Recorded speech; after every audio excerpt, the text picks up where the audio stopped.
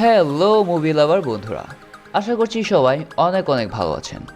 আজকে থেকে আমি আমার এই চ্যানেলে একটি নতুন ক্যাটাগরি নিয়ে কাজ করতে চলেছি।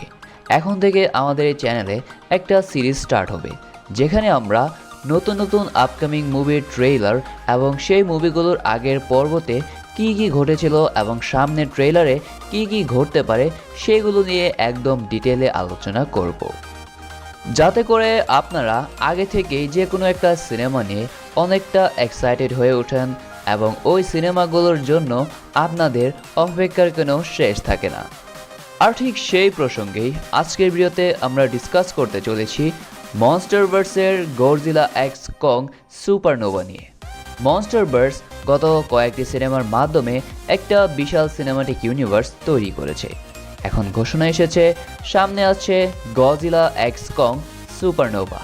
যারা যারা এই মনস্টারভার্সের সিনেমাগুলো দেখেছেন তারা হয়তো এই মুভিগুলো সম্পর্কে খুব ভালোভাবে বুঝবেন, এবং যারা যারা জানেন না তাদের জন্য হয়তো এই মুভিগুলো বোঝা একটু কনফিউজিং হতে পারে, কিন্তু কোনো সমস্যা নেই। এই মুভিগুলোর আগের প্রিকুয়েলগুলো সম্পর্কে আমি ডিটেলে আমার চ্যানেলে এক্সপ্লেন করে দিব, যাতে করে আপনারা এই মুভির আগের পর্বগুলোতে কী হয়েছিল এবং এই মনস্টারভার্সটা মূলত কী সেটা সম্বন্ধে একটা প্রপার আইডিয়া পেয়ে যান।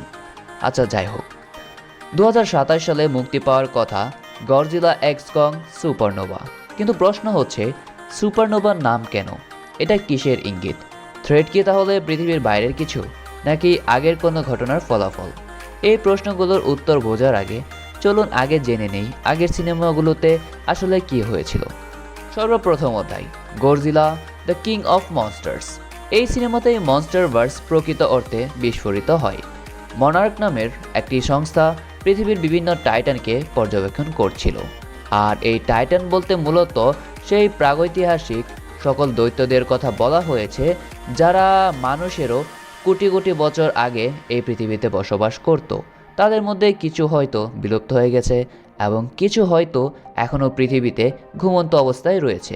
এই পুরো কাহিনী নিয়েই এই মনস্টারভার্সের সকল মুভিগুলো। আচ্ছা, যাই হোক, আমরা জানতে পারি মোনার্ক নামে সেই সংস্থাগুলো সেই টাইটানদের নিয়ে পর্যবেক্ষণ করছিল, কিন্তু মানুষের এক ভুল সিদ্ধান্তের কারণে জেগে ওঠে এক ভয়ঙ্কর রাক্ষস কিং গিদোরা। গিদোরা সাধারণ টাইটান নয়, সে এক এলিয়েন, পৃথিবীর বাইরের প্রাণী। তার লক্ষ্য ছিল পৃথিবীর প্রাকৃতিক ভারসাম্য ভেঙে ফেলা। গডজিলা এখানে ব্যালেন্স কিপার হিসেবে দাঁড়ায়, আর এই গডজিলাই মূলত এই মনস্টারভার্স সিরিজের একটি মেইন ক্যারেক্টার। এবং আমরা এই পুরো সিনেমাটিতে দেখতে পাই কীভাবে গডজিলা কিং গিদোরার হাত থেকে পৃথিবীকে বাঁচানোর জন্য একের পর এক ফাইট করে যায়, এবং বোস্টনে শেষ লড়াই গডজিলা প্রায় পরাজিত হতে যাচ্ছিল। কিন্তু মথরা নামের আরেকটি টাইটান, যে কিনা গডজিলারই এক সঙ্গী, সে নিজের জীবন উৎসর্গ করে তার শক্তি গডজিলাকে দেয়। গডজিলা তখন বার্নিং ফর্ম নেয় এবং কিং গিদোরাকে হারিয়ে দেয়। তবে একটি গুরুত্বপূর্ণ বিষয় থেকে যায়, গিদোরার মাথাগুলোর একটি সম্পূর্ণভাবে নিশ্চিহ্ন হয়নি। এখানে আমরা জানতে পারি গিদোরার মূলত 3টি মাথা ছিল। তার একটি মাথা নষ্ট হয়ে গেলে সেখান থেকে আরেকটি মাথা নতুন করে জীবিত হয়ে যেত। আর এক কথায় বলতে গেলে কিং গিদোরা ছিল একটি আনবিটেবল টাইটান, কিন্তু শেষমেশ গডজিলা কিং গিদোরাকে হারিয়ে নিজের রাজত্ব নিয়ে নেয়। এরপর আসে মনস্টারভার্সের আরও একটি সিনেমা, গডজিলা ভার্সেস কং। এখানে মূল বিষয় ছিল ডমিনেন্স। গডজিলা পৃথিবীর সারফেসের রাজা এবং কং স্কাল আইল্যান্ডের রাজা। কং মূলত স্কাল আইল্যান্ডে বড় হওয়া একটি বৃহৎ আকার এপ, যার বাবা মাকে ওই স্কাল আইল্যান্ডের কিছু দৈত্যরা মেরে ফেলেছিল। এই সিনেমার মাধ্যমে আমরা জানতে পারি যে সকল টাইটানরা রাজার মুকুট পরতে চায় তাদেরকে বলা হয় আলফা টাইটান, এবং আমরা জানতে পারি এই দুই আলফা টাইটান একই জগতে থাকতে পারে না। দুই দানবের মধ্যে এক মহাকাব্যিক যুদ্ধ হয়, কিন্তু প্রকৃত সত্য ছিল অন্য কেউ। গডজিলাকে মারার জন্য একটি সংস্থা তৈরি করেছিল মেকাগডজিলা, এবং সেটিকে নিয়ন্ত্রণ করতে ব্যবহার করেছিল সেই কিং গিদোরার একটি মাথা, যেই মাথাটির কথা আমি কিছুক্ষণ আগে বলেছিলাম যে ওই মাথাটি পুরোপুরিভাবে ধ্বংস হয়নি। গিদোরা যেহেতু একটি এলিয়েন স্পিসি ছিল, সেই কারণে কিং গিদোরা সেই মেকাগডজিলাটিকে নিজের কন্ট্রোলে নিয়ে নেয়। শেষ মুহূর্তে গডজিলা এবং কং একসাথে দাঁড়ায়। গডজিলা তার অ্যাটমিক ব্রেথ দিয়ে কংয়ের অ্যাক্সে শক্তিশালী করে তোলে এবং কং মেকাগডজিলাকে খুব বাজেভাবে পরাজিত করে। এখান থেকে শুরু হয় এক অদ্ভুত সম্পর্ক, বন্ধুত্ব নয় কিন্তু পারস্পরিক সম্মান। এই সিনেমার উপর ভিত্তি করে পরবর্তীতে রিলিজ হয় মনস্টারভার্সের তৃতীয় cinema Godzilla x Kong the new empire. এই সিনেমা আবেগ ও ইতিহাসের গল্প। কং হলো আর্থে গিয়ে আবিষ্কার করে তার নিজের প্রজাতির অতীত। সেখানে ছিল স্কার কিংয়ের নিষ্ঠুর শাসক। সে নিজের জাতিকে দাসত্বে রেখেছিল। তার নিয়ন্ত্রণে ছিল টাইটান শিমু, এক বরফের টাইটান যে চাইলে পুরো পৃথিবীকে বরফ যুগে ঠেলে দিতে পারত। অন্যদিকে আমরা দেখতে পাই গডজিলা বরফের নিচে থেকে তার নতুন পিঙ্ক ফর্ম ইঙ্গিত করে দেয় যে সে আগের চেয়েও আরও শক্তিশালী হয়েছে। শেষে গডজিলা ও কং আবার একসাথে লড়াই করে।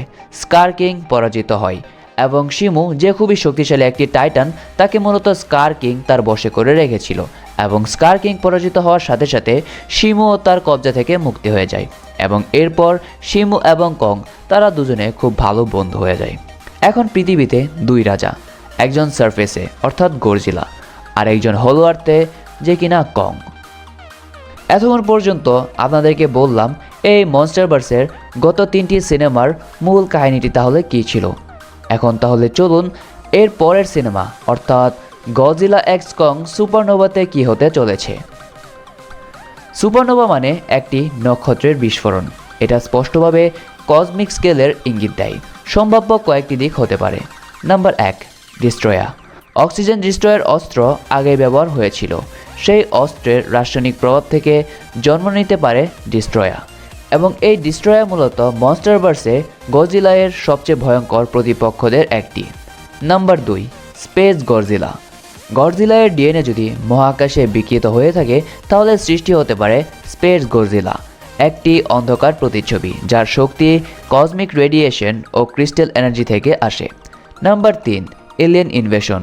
গিদোরা যেহেতু এলিয়েন ছিল, সম্ভবত তার প্রজাতি বা অন্য কোনো মহাজাগতিক শক্তি পৃথিবীর দিকে এগিয়ে আসছে এবং যার ফলে এই সিনেমাটির নাম হয়তো সুপারনোভা দেওয়া হয়েছে এবং সুপারনোভা হয়তো এই আগমনেরই একটি সংকেত। শুধু একবার চিন্তা করে দেখুন এই সিনেমাটির সম্ভাব্য দৃশ্যটি কেমন হতে পারে। পৃথিবীর আকাশ হঠাৎ লাল হয়ে উঠেছে, সমুদ্রে আকস্মিকভাবে অস্থির হয়ে ওঠে। গডজিলা গভীর সমুদ্র থেকে উঠে আকাশের দিকে তাকায়। হলো আর্থে কং ভূকম্প অনুভব করে। দূর মহাকাশে এক উজ্জ্বল বিস্ফোরণ অর্থাৎ সুপারনোভা। তারপরই অন্ধকারে ভেসে ওঠে এক অজানা বিশাল ছায়া, যেটি কং এবং গডজিলা দুজনকেই মেরে ফেলার মতো শক্তি রাখে। তো বন্ধুরা, এই পর্যন্তই ছিল আজকের ব্যাখ্যা। আগের গল্প, বর্তমান অবস্থা এবং সম্ভাব্য ভবিষ্যৎ। পরবর্তী ভিডিওতে আমরা চাইলে একেবারে আলাদা করে শুধু সম্ভাব্য বিলিয়নদের নিয়ে গভীর একটা বিশ্লেষণ দিতে পারি। আপনারা যদি এই সুপারনোভা মুভির সম্ভাব্য বিলিয়নদের নিয়ে ডিটেলে একটি ভিডিও চান তাহলে অবশ্যই কমেন্ট বক্সে কমেন্ট করে জানিয়ে দিবেন এবং আজকের এই ভিডিওটি ভালো লেগে থাকলে লাইক, কমেন্ট এবং শেয়ার করতে ভুলবেন না। আর হ্যাঁ, দেখা হচ্ছে এর পরের ভিডিওতে। Until then, take care, bye by.